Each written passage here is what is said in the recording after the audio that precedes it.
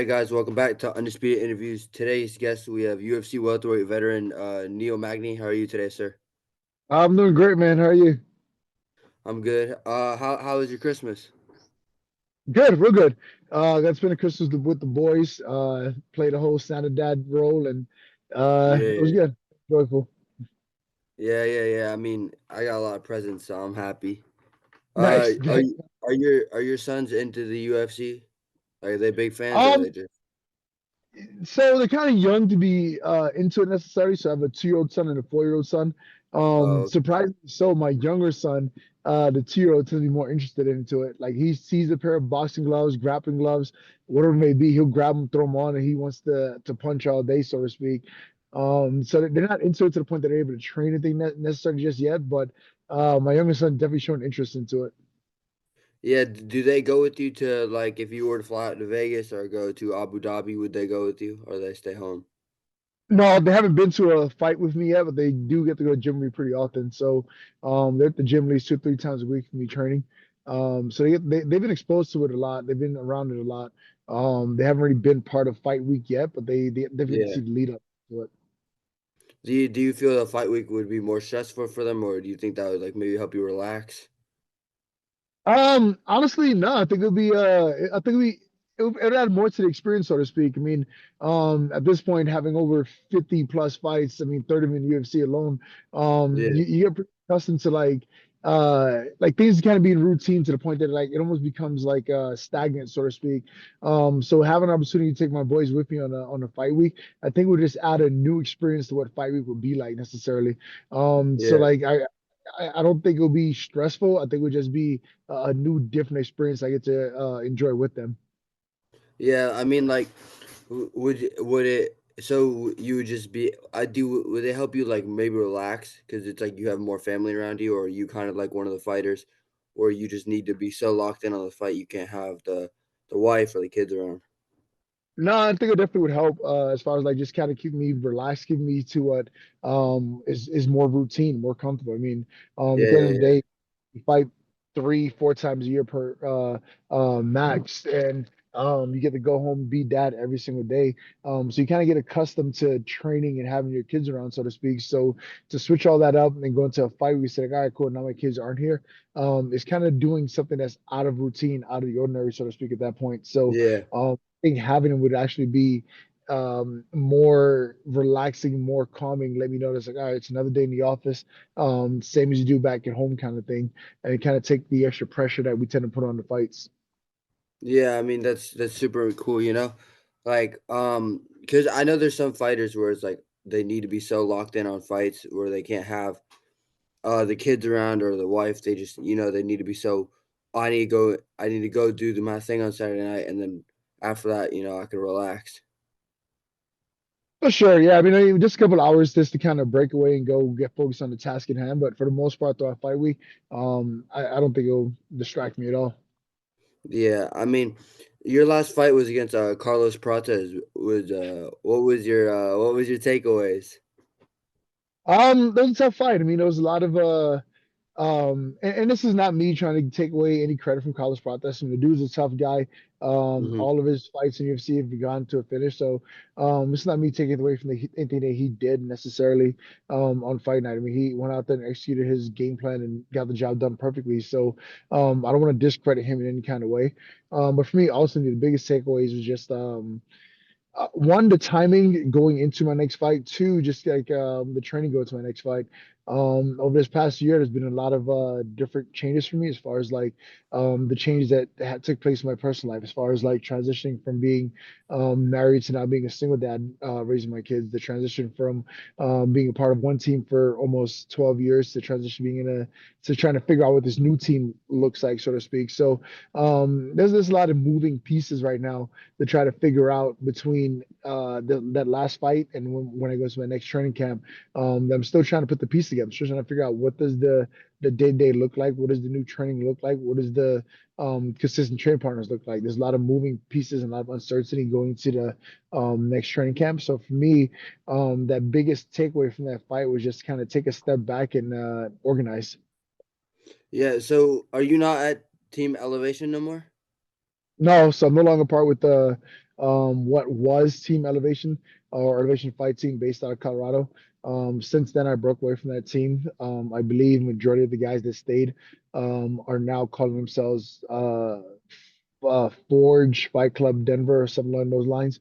But as far as like having uh, being part of what was Elevation Fight Team, I'm no longer part of that team.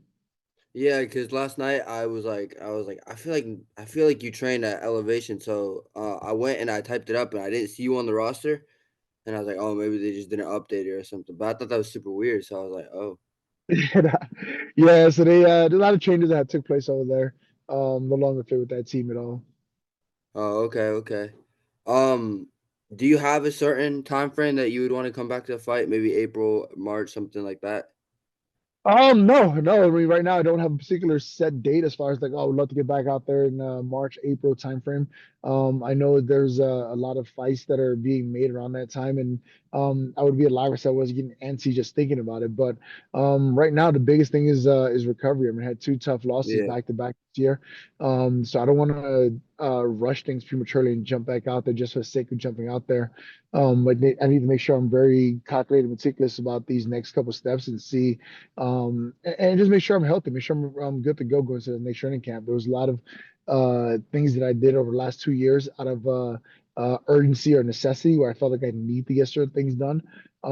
This last fighting is process just kind of put me in a position where I'm kind of being forced to be still to deal with some of the things that are on my plate. And when the time is right, to get back to fighting later. Yeah, so do you feel with Carlos Prates that he's jumping the gun? I mean, when he's calling out Jack Della Maddalena, who's like number 4, calling out Ian Gary, Kamar Usman, but he has a like, do you feel he still needs to work his way up, or are you just like let him see what he can do? No, not at all. I mean, you only can find out if you're ready for the next level competition by putting yourself out there and seeing what happens. So, I Yeah. think he's doing exactly what he should do. He had a breakthrough year, 4 fights, 4 finishes, beating ranked guys. So I think at that point you challenge yourself and try to get the high ranked guys. So, in my opinion, I feel like he's going about it the best way he could go about it. Go out there and challenge yourself, against the best guys out there. You should be calling for the guys that are ranked above. You should be calling for the biggest fight you can get. So. Hats off to the guy. He's doing exactly what he should, in my opinion. Yeah, because I know last night he teased a fight with Leon Edwards. I'm assuming that's for the London card, and people didn't really like. Some people reacted good, but a lot of people thought that he was cocky and he was like that he had to work his way up. Yeah, I mean, it's one of those things that, like I said, every fighter should want to fight the best guys in the world. Every fighter should be gunning for that top position. I mean, Yeah. no one should be, oh yeah, I'm content with fighting unranked guys. I'm content with finding guys that aren't ranked top 10. I'm content with finding guys that aren't ranked top five. With every win, every opportunity, you should be gunning for the next best thing, in my opinion. So, I feel like he's doing the right things. I mean, to have it a year that he had, it would be hard to argue that he's not deserving of a high ranking opponent. Yeah, so when you are in training camp, right? Do you have like a so I know for some people they won't do a fight camp unless it's 10 weeks long. They want a certain amount of weeks. They want like they have to be down to a certain weight before they start fight camp. How do you look at fight camps? Is it 8 weeks, 10 weeks, 12 weeks? So for me, I don't really like the idea of having 8 week camps, 10 week camps, that kind of thing. I tend with everything over 8 weeks, I feel like I have the tendency of like overtraining to the point that I'm so worried about getting everything so dialed in that I go too far overboard. I start overtraining, I start getting injured, I start doing all these different things where I start kind of working against myself, so to speak. An ideal training camp for me is anywhere from 6 to 8 weeks max.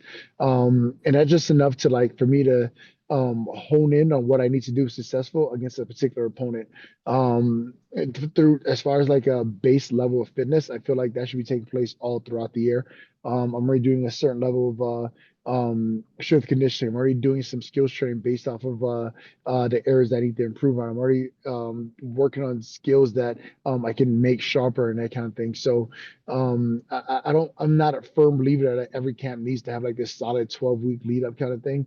The 6 to 8 week window is my sweet spot. Yeah, do you have a certain thing with like recovery? Like is it once every 2 days or like once every 3, 4 days, once a week, once every week and a half? No, for me, recovery is just coming more so listening to your body and just like doing things that are routine. So, like for example, I get muscle activation therapy. I get that done once a week, regardless of what the training week looks like. And then from there, I'm adding more physical therapy, or I'm doing more like not strength conditioning, but I'm doing more like um athletic recovery training to kind of get through the workouts and that kind of stuff. But that's Hmm. all dictated on how intense the week goes. I mean, there's one week where you can spar 5 rounds if you're like, oh, I feel great, I don't have a bump or a bruise on me. There's other weeks you can spar 2 rounds, and because you sparred 2 rounds, every single thing in your body hurts, and now you have to the Yeah. recovery. You have to a lot more cryotherapy, a lot more sauna sessions, a lot more hot tub sessions, all that kind of stuff. So, for me, as far as the recovery goes, more so listening to your body, and having some built-in recovery into your day-to-day routine already. Yeah, I mean, how does your body feel towards the end of camp? Do you is there like if would you pull out of not pull out, but like would you be hesitant to take fights if at the beginning of the camp you had more injuries than you thought, or are you kind of if at the end of the camp everything's good, you feel you are completely like how does that work with you telling injuries? So give or take, it depends what the opportunity is and depends on what's happening. I had camps where the camp went great, and within a week of the fight, some crazy things happened. I had one fight where I literally broke my hand 4 weeks out from a fight. I had another fight where I dislocated my thumb literally a week before the fight. I had another fight where I had a torn meniscus going into the fight. So there's Oh been plenty wow. of fights that like these injuries take place a week out from a fight. But at that point, you're so dialed in. You have so much riding on it. There's like, all right, screw it. I feel confident. I'm gonna go out there and get it done anyway. And you just kind of roll the dice and you go for it. Yeah. I had other fights where things went great. The training camp went great. Body felt well. Didn't have a bump or bruise on me. Was all like confidence through the roof, go out there to fight, and just for some reason just couldn't perform on fight night. Couldn't necessarily deliver the performance that you trained for, so to speak. Especially being that there are no injuries, there are no external circumstances that were kind of hindering you from your performance and that kind of thing. So it just for me, an optimal training camp is where you feel like you did your best throughout training camp. You had consistent training as far as like the results that you've seen on a day-to-day basis, and the injuries, though they may present themselves, they're manageable. Yeah, I mean, like, what are your when you say that you had no bumps and bruises, and then you just wasn't able to perform on fight night? Is it just was it maybe anxieties, or just everybody has that day off, and that was just that bad day? No, I mean it's sometimes there's so based off my experience, there's some things that just kind of that just kind of pop up around the time you go out to the fight, and you're playing these mind games trying to get over it leading up to it. I mean, at times it could be something as simple as like in a situation going on with you and a significant other. It could be a situation going on with where you're going into a fight and you have a loved one who's sick or something like that. It could be a situation going into a fight where you felt great going into the fight, and then suddenly the day of, the night before the fight, you feel like you're getting some food poisoning type thing. So there's just all these different unknown factors that go into a performance on fight day that like sometimes just out of your control. Yeah, The best you can do is try to get the most amount of quality reps in, not just physically, but mentally as well.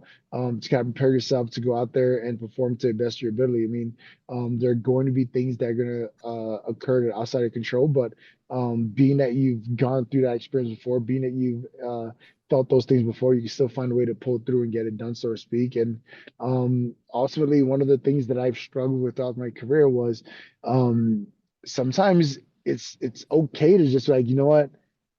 I can't do it today. I'm injured. I had this going on. I don't feel well, and it's okay to kind of listen to your body on the day of the fight and actually not follow through with it. You look at guys like Khabib and other fighters throughout their career where if something wasn't lining up on fight night, they didn't succumb to the pressure of feeling like, oh, I have to do this, I have to deliver, I have to perform. They prioritized their own mental health, physical health, emotional health over anything else, and made the tough decision to not compete that day, and save it for another day. Ultimately, that's one of the things that I can learn moving forward as well. I mean, in those, if ever feeling like in a moment that like um Just something hindering me from going out there and performing to the best of my ability. Sometimes pushing through is not always the best option. It's okay to take a step back and say, like, you know what, I can't do it today. And me trying to do it today would probably result in me taking further damage or injuring myself further. The smart decision, Yeah. the best decision, may actually be to take a step back and say, nope, not today. Let the fight another day.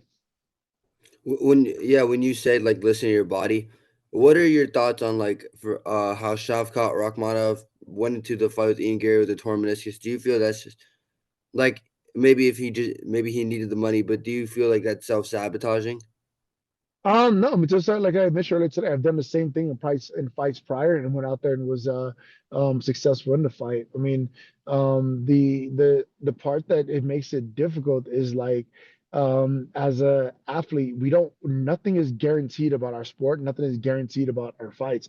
Yeah, Uh, if you're given an opportunity to compete, it doesn't necessarily mean that you be given that opportunity again a week later, a month later, a year later, so to speak. Like every opportunity that we're given, you should take it as if it's your last, so to speak. So it's like this double-edged sword where on one end it's like you should go out there and compete as if it's your last time competing. But on the other end, you should also have a bit of reserves, knowing that, like, look, if you're not at your best, you could potentially save this for a better day, so to speak. So it's a tough battle. That's the balance that we as fighters just have a hard, excuse me, have a hard time figuring out. I mean, there's been like I said, the fights that I felt the worst, I've done the best in. The fights that I felt the best, yeah. like that best results in. So I can't necessarily pinpoint what it is about that allows it to take place, but ultimately, I think listening to your body, making that judgment call for yourself, is what it comes down to. If you can go into a fight injured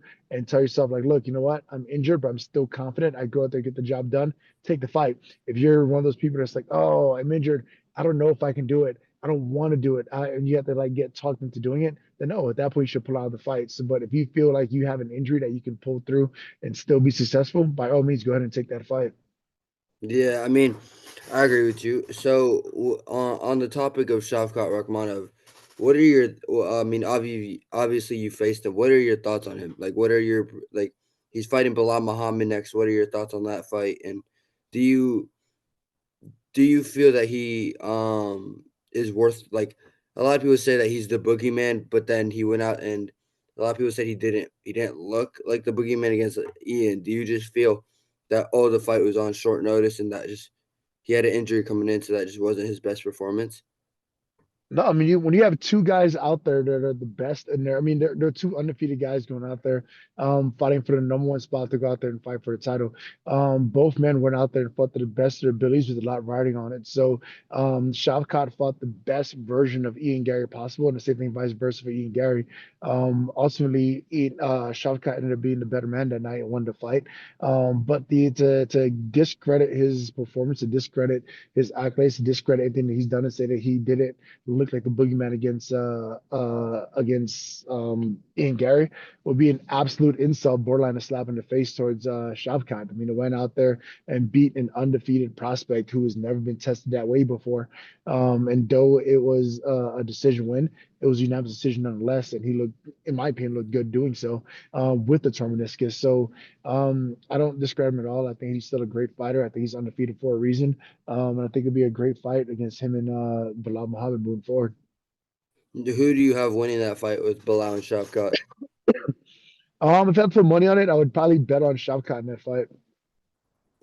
Mm, that's interesting because I feel like a lot of people after the Ian Gary fight are like, oh, now Bilal would just destroy him. Oh, Bilal's too good, blah blah blah. But I mean, I think a lot of people are just discrediting him now. Yeah, I mean, it is, yeah, it is just, yeah. In my personal opinion, I mean, having faced both guys, I would definitely have to put my money on Shavkat if I had to. So, would you say that Shavkat was the tougher fight for you than Ian Gary? Oh, 100%. I mean, the fight against Ian Gary was more of a it was a battle with amongst myself more than anything. I mean, I know he went out there and he got the win or whatever, but it was more so a fight of me versus me more so than what I'm sorry, more so than what Ian Gary was out there able to do or whatever. I mean, the trash talk leading up to the fight, the circumstances surrounding the fight, the mindset going into the fight. There's just so many things that I allowed to affect me personally going into that fight that just wasn't. I can confidently say and honestly say that it wasn't just the best version of me. And the a lot of the uh, factors that led towards me fighting through that fight were all external. Yeah. Again, not to make excuses, not to discredit anyone else, but I can definitely say the fight against Ian Gary for me was not necessarily a tougher matchup compared to Shavkat. Yeah, do you feel that, since you fought the likes of Michael Morales, Carlos Prates, Shavkat, Ian, the newer generation, do you feel that the welterweight division is probably that it might be the best it's ever been with the new prospects coming in and taking over the rankings? Yeah, 100%. I mean, at this point, it's I mean, it's anybody's fight. It's anybody's matchup. I mean, these guys are all guys that will eventually fight for a UFC title, in my opinion. I mean, you look at Shavkat, he's fighting for a UFC title. You look at Ian Gary, he's one fight away from being the guy to fight for a UFC title. You look at guys like Prates and Morales, those guys are gunning for those top positions, and there's no doubt in my mind they'll be there within a short period of time. So I would definitely have to take my hats off to what these guys have accomplished over the years, and definitely give not approval for where the quote unquote new blood is coming into the division, so to speak. Yeah, because I feel like the newer fans like myself, I've only been watching since 2021, so I feel like the people that haven't gone back and watched the times of GSP, of Johnny Hendricks, of Josh Koscheck would just say, "Oh, the welterweight division is the greatest ever been," but they don't really like they haven't watched or if they weren't even around for Prime Usman or when Gilbert Burns was at the top of his game. I feel like they just kind of discredit all the legends nowadays. Yeah, for sure. I mean, it's not even discrediting. It's just the sport is going to evolve. Everything about the sport is going to evolve. And you look at like even the built of a welterweight has evolved over the last 5 to 10 years. I mean, I remember when I first got to the UFC 10 years ago, I was like, oh yeah, and I was one of the tallest guys ever to fight in UFC, longest reach ever in UFC.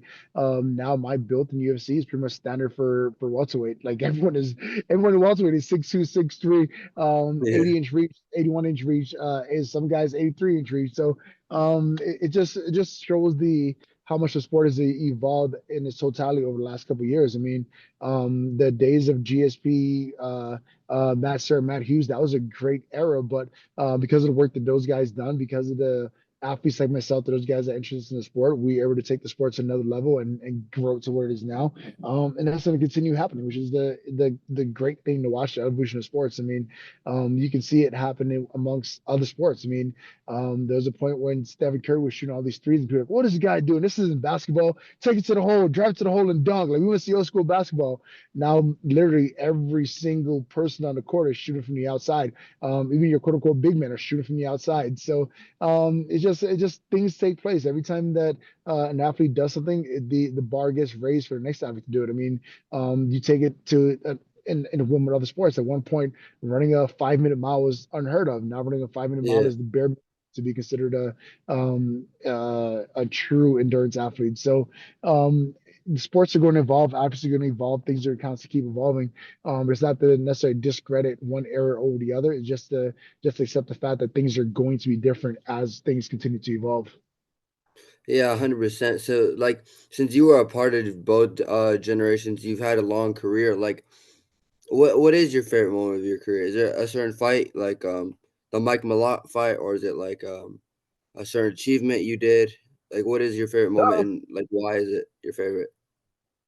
For me, it's the totality of it. I mean, from where I started in the sports, where I'm at now, and the things I've been able to accomplish over the last couple of years through this sport is amazing for me. I mean, sure, the accolades themselves, as far as like record holding the UFC and that kind of stuff, sure, that stuff is cool. But like the lives that I've been able to significantly impact over years, due to what I've been able to do inside that cage or whatever, to me, that's going to leave a lifelong a life lasting memory over anything I accomplished inside the cage, and I'm grateful for it. I mean, I was just a guy out there constantly doing what he loves, and it resulted into Yeah. me being able to impact the lives of others. So for that, I'm honestly grateful for it. I'm excited to see what else I can do moving forward or whatever. But overall, is just I'm just grateful for the opportunities that this sport has awarded me with, and what I've been able to do with them.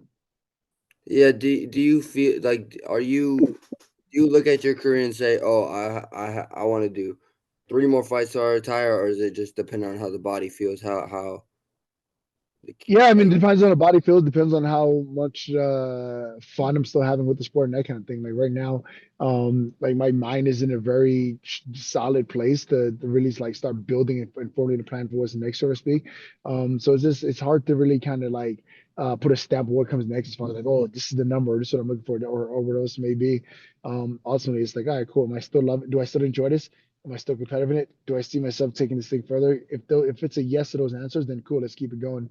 The moment yeah. I was like, and this thing feels like a freaking job, but like blah blah blah. Then at that point, it's like, all right, might as well go work a 9 to 5. It's done.